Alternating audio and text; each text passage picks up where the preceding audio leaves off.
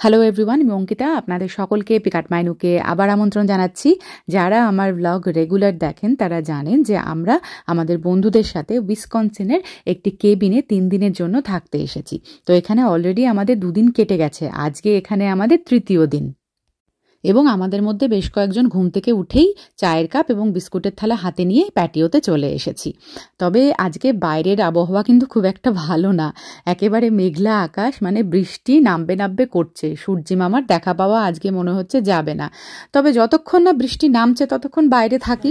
আমাদের এখানে আবার চা রেডি হচ্ছে। এবারে আমরা দুধ চা করব এবং এই ট্রিপে এসে প্রথমবার আমরা দুধ চা খাবো, কারণ সবাই ম্যাক্সিমাম জন সব লিকার চাই খায় অ্যাসিডিটির ভয়ে। কিন্তু আজকে আমরা ঠিক করলাম যে ব্রেকফাস্টে আমরা চা খাবো, তার সাথে আমরা কি করছি, পোলাও বানাচ্ছি, আমাদের চিড়ের পোলাও।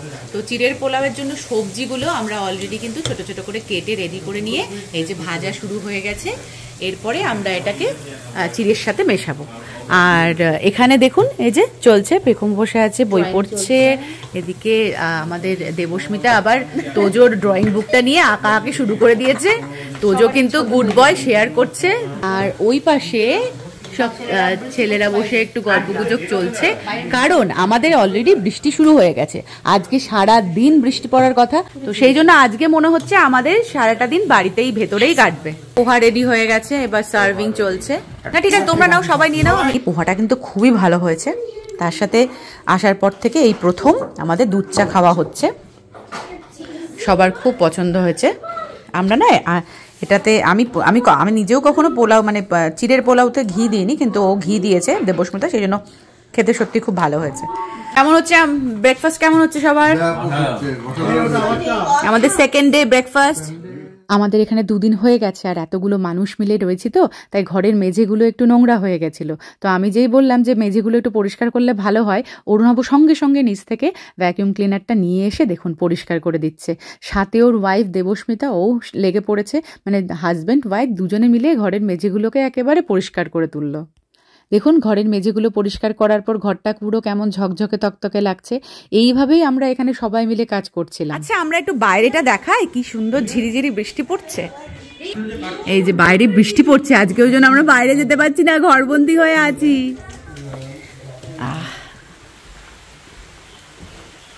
আমাদের এখনো না ওই ওপরের রুমটাতে যাওয়া হয়নি, ওটা যেতে হবে, ওখানে গেম রুম আছে।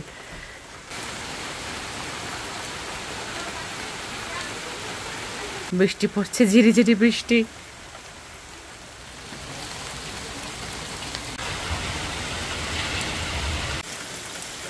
আজকে আমাদের দুপুরের লাঞ্চে হচ্ছে মাংস। এবার কি মাংস হচ্ছে এই আমাদের সুদৃপ্ত আর ঐন্দ্রিলা বলবে।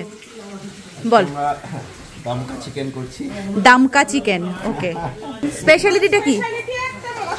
হ্যাঁ, দামকা চিকেন মশলা। হ্যাঁ, আর স্পেশালিটি হচ্ছে এটা সুদীপ্ত বানাচ্ছে তাই। আচ্ছা, আর ওই মশলাটা আমি দেখাচ্ছি কোন প্যাকেটটা আমরা ইউজ করছি।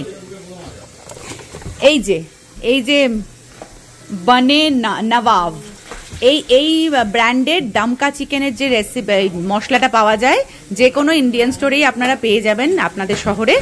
এটা আপনারা খোঁজ করবেন, এটা দিয়েই মেনলি ম্যারিনেশনটা হবে।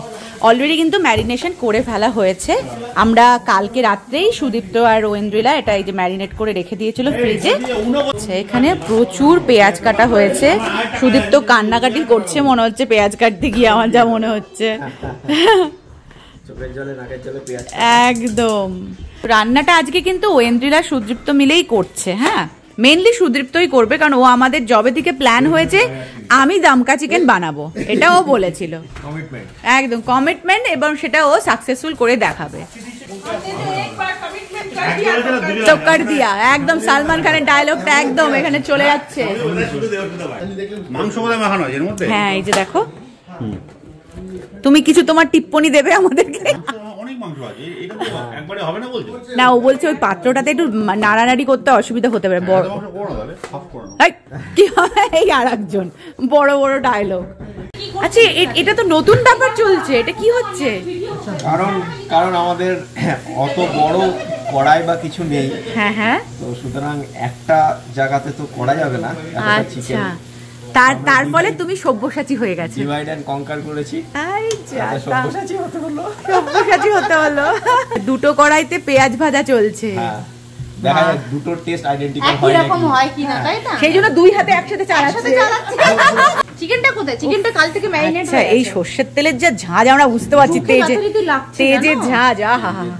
এবার কিন্তু দুজনেই নেমে পড়েছে রান্নায়। হ্যাঁ, তো দুই ঘোষ পার্টি নেমে পড়েছে। এখানে আরেকজন চলে এসেছে। ওরে বাবা, আর কি হবে আজকে? মুরগির মাংস তো পুরো কুইক লার্নার, একদম ভিতর থেকে দারুণ শিখে নিলাম। আজকে করতে গেছি। হ্যাঁ, একটুখানি নেড়ে দেওয়া যেতেই পারে। এরকম কি চিকেন রান্না দেখা গেছে? তাই তো দেখছি। ওরে বাবা, আজকে পুরো দমকা চিকেন যা হতে চলেছে। দমকা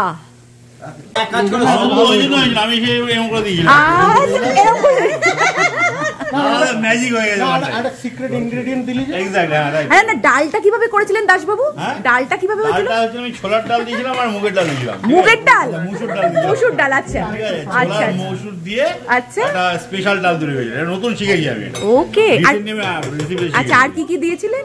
আর যা নরমাল যা দেওয়া হয়। আচ্ছা, না আমাদের একটু ডিটেইলে বলুন রেসিপিটা, তাহলে জানতে পারবো তো রেসিপিটাও। Exactly, secret recipe. ওটা এখন সিক্রেট রেসিপি, কিন্তু যখন ইচ্ছা করবে তখন আমাকে ডাকবে, আমি করে দেবো। তোমার বউকে দিয়ে বানানো হবে না? না, ও পারে না। অঙ্কিতা হচ্ছে শুধু মানে হেল্প, ও শুধু বলবে, হেল্প করে এইভাবে না।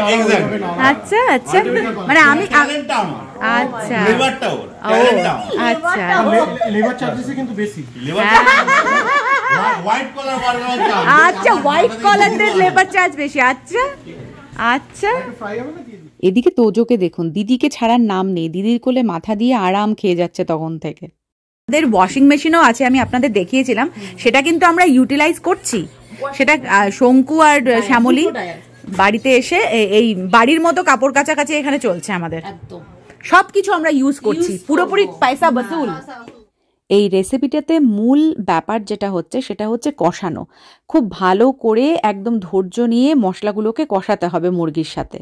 আজকে আমাদের রান্নাঘরের অবস্থা দেখুন, কোনো মেয়েরা কিন্তু রান্নাঘরে ঢুকতেও পারছে না, মানে ছেলেরা পুরো সেটাকে কবজা করে রেখেছে। রবিবার জমজমাট, রবিবারের রান্না আজকে 4 জন ছেলে মিলে করছে।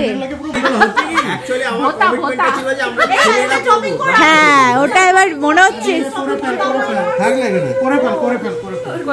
আচ্ছা, এখানে টমেটো কাটা হচ্ছে, এখানে দুজনে মিলে খুন্তি নাড়া চলছে, আর একজন টমেটো কাটছে। ও কিছু কাটছেই না, জাস্ট নড়াচ্ছে। ই মা, বলে যেটা জুড়ে আছে ওটাও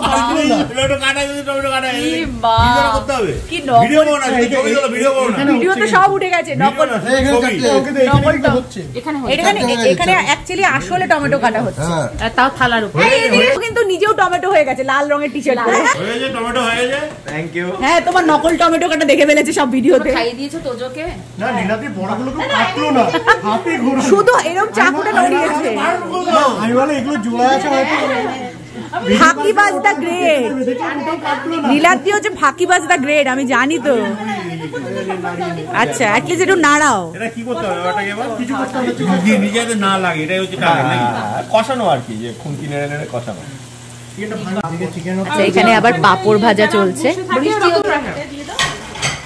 মাংসের রং তো একেবারে জম্পে এসে গেছে।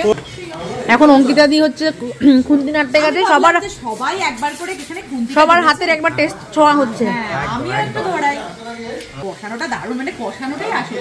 হ্যাঁ, দমকা চিকেন, দম হবে না, কথা মতো পাওয়া যাবে না কিন্তু। এই যে যতই প্রশংসা করো।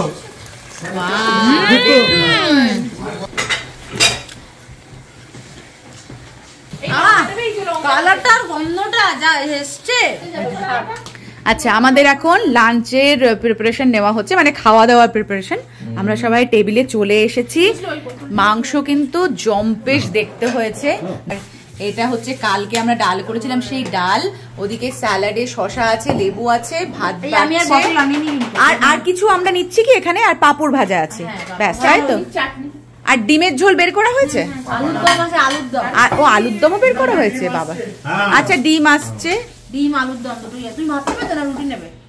খাওয়া দাওয়া শেষ করে আমরা বসলাম উনো খেলতে। এই উনো খেলা মোটামুটি চলবে বেশ কিছুক্ষণ। তো আজকের ব্লগটা আমি এখানেই শেষ করছি, আশা করছি আপনাদের ভালো লেগেছে। আবার নতুন ব্লগ নিয়ে খুব শিগগিরই চলে আসবো, ততদিন সকলে ভালো থাকবেন, সুস্থ থাকবেন, আবার আসবো ফিরে। বাই।